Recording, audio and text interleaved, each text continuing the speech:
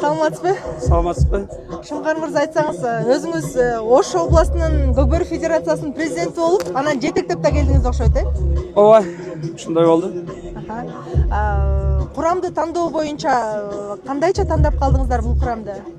Курамда эми бул жактан колу бош, убактысы бар жигиттер келди, Оштун намысын коргойм дегендер. Ошол.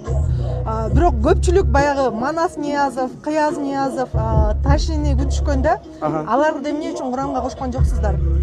Жок, биз алар менен сүйлөштүк. Ал жигиттердин убактысына байланыштуу иштери чыгып калыптыр. Ошого бул курамга кошулуп келе албайбыз дешти. Башка иштер менен. Аттар боюнча айтсаңыз, аттарды Оштон бери алып келдиңиздерби? Ооба, Оштон келгендер аттар да болду. Анан бул жакта Бишкектен алдык.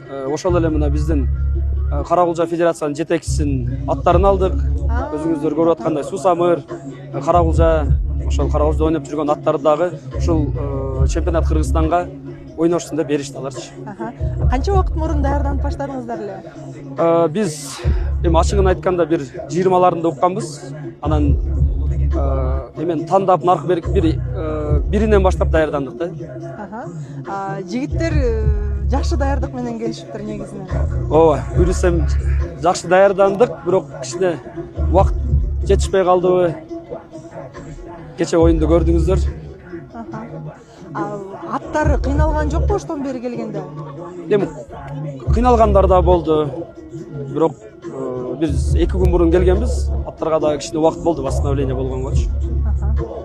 Бая нарында ипподром жок, момундай сояда ойногондон кандай болот атат? Эми жакшы эле. Жакшы, эми билесиз да, көкбөрүчүлөргө эме жок. Главный поле Тайгазан. Тайгазан болсо эле болду. Казан болсо болду. Бардык жерде ойной беришет. Нарын эли кандай сыйлашып атат? Нарын эли сонун мына учурдан пайдаланып, Нарын федерациянын жетекчиси Руслан мырзага терең ыраазычылык билдиребиз. Келгенде эле ушул сарайларды, үйлөрдү даярдап, жигиттерге союш, могул союшту алгыла дагы союп деп таштап кетишти.